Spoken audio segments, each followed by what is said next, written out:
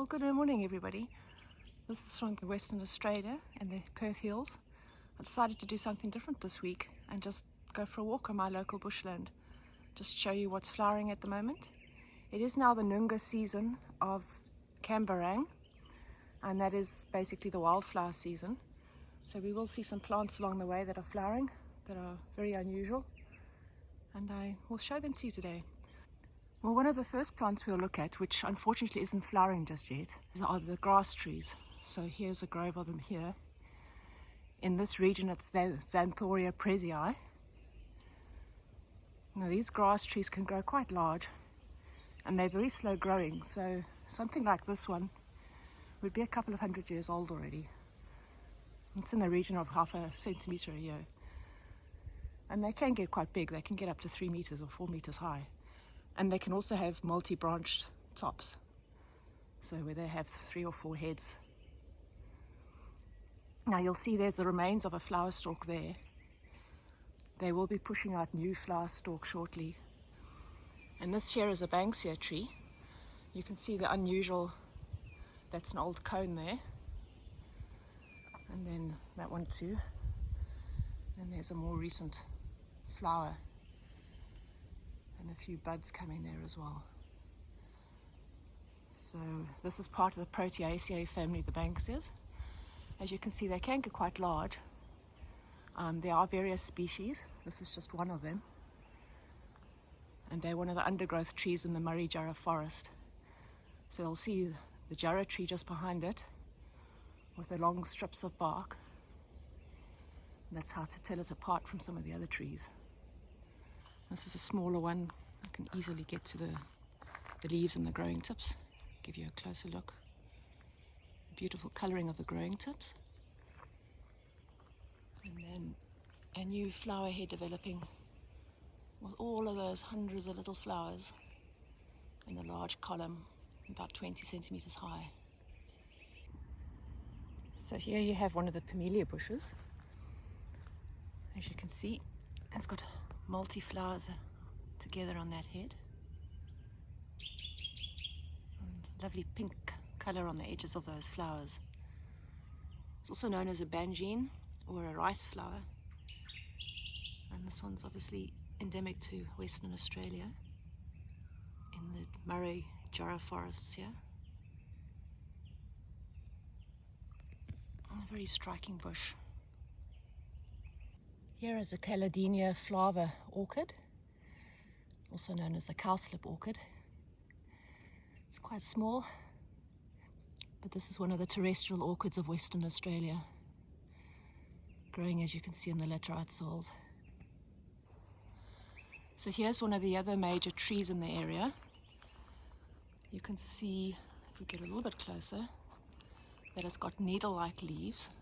So this is called the Casarina fraseriana, or the western she oak, and it's a monoecious plant, so you have the male and female parts on the same tree but separate. So here's a she oak that has recovered from fire, and you'll see that it doesn't actually, well, it does have leaves, but they're minute. So these that you see here are actually little twigs, and if I can zoom in, you'll see that they have nodules on them, and that is where the leaves, tiny leaves, grow out of, which are very difficult to see. They're really tiny.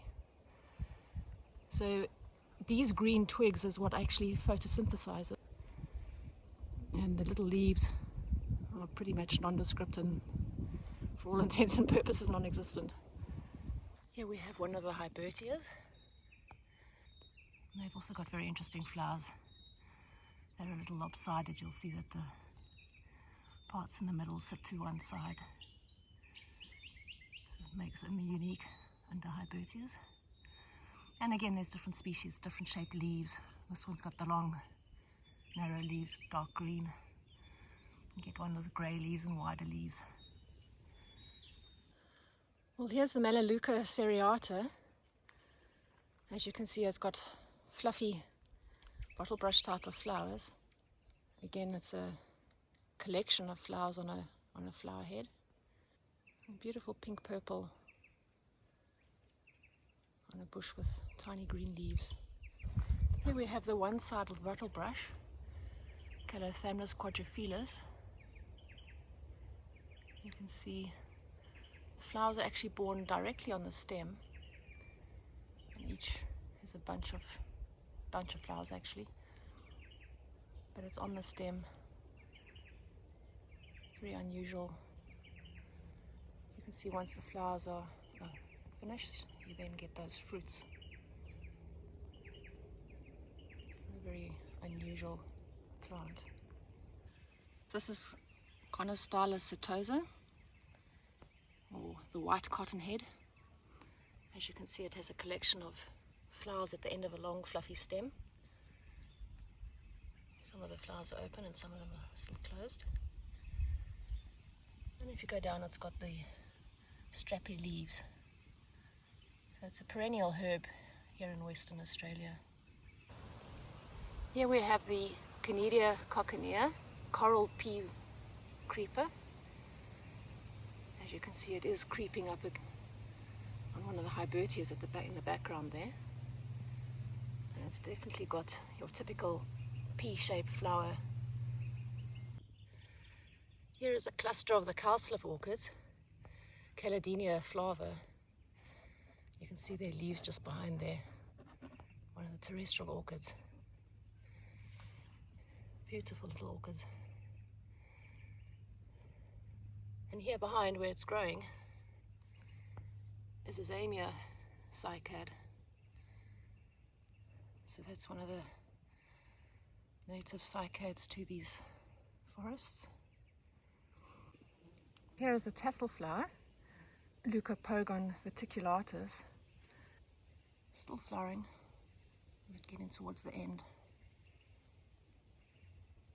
A very unusual plant, almost bamboo-like, but not. And here we have the native Clematis, endemic to this part of southwestern Australia. You can see its leaves over there as it trails along the ground. So here you have one of the pink-flowered Calytrix, a small shrub on the ground with green-grey leaves. Again, these are only about 1 centimeter in diameter, these flowers. And here is Grevillea sinafe, or the catkin grevillea. Flowers have got the typical form of grevillea, but a lot smaller, with the multi-lobed leaf.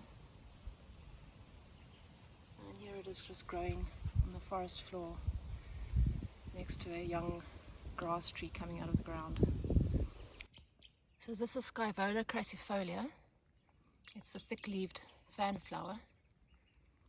It's found near the coast as well, in the coastal sand plains, but it's also found up here in the Perth Hills, on the laterite soils we have here. It's quite adaptable. One of the bigger flowers in the area.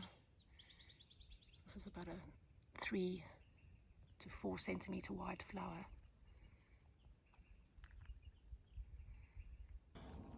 Here is the bark of a Jarrah tree.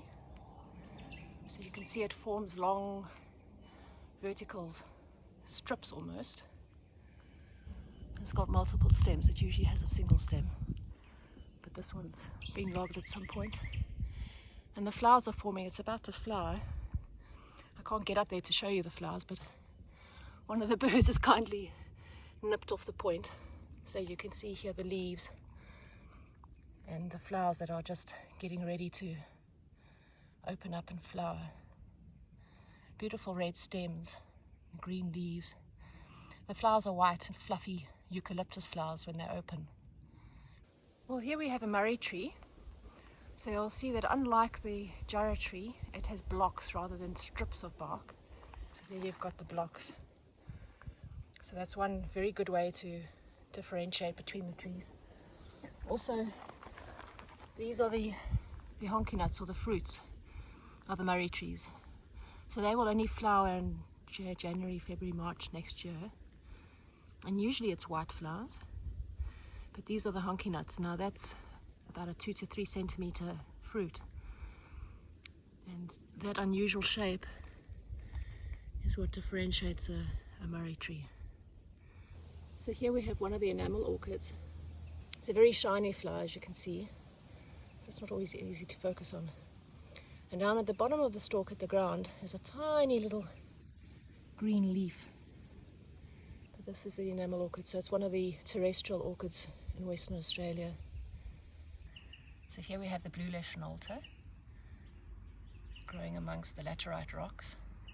That's beautiful blue colouring and the yellow insides. So you get many different species of leschenolter. There are yellow and red ones and orange ones as well, but we've got the blue ones mainly here. So they're called trigger plants. They're a very unusual type of flower. There's lots of different types. This is just one. It's got the rosette of leaves at the bottom there, and we'll see a whole lot of different types as we go around today. And here are yet another type of trigger plant. You'll see it's got a slightly different rosette of leaves at the base there. Again, they're the trigger plant stylidium flowers, so they've got those sexual parts that spring onto the insect coming in to pollinate it, which is where they get the name trigger from. So they're tiny, very striking plants. Excuse the pun. And again, here are some stylidiums, or trigger plants. And as you can see, the trigger are the reproductive parts there that will bounce onto an insect's back when it lands there and deposit pollen onto it so that they can be pollinated, hence their names. So you can see this one's got long, thin leaves, and this flower's quite a lot bigger than the others. It's about 3 centimeters long, so it's unusually big for all the others that we've seen today. So there we have it. There's quite a lot flowering in the forest at the moment, even though it's almost the end of the wildflower season, and even though in the forest there's not always these large, big, showy displays. It's more a case of getting down and personal and seeing all the small surprises in between everything else. So yeah, it's a beautiful place. Coming to you from the forests of the Perth Hills in Western Australia. I do hope you enjoy your week. I hope you enjoy this video. Let me know in the comments what you thought of it. And until next time, enjoy.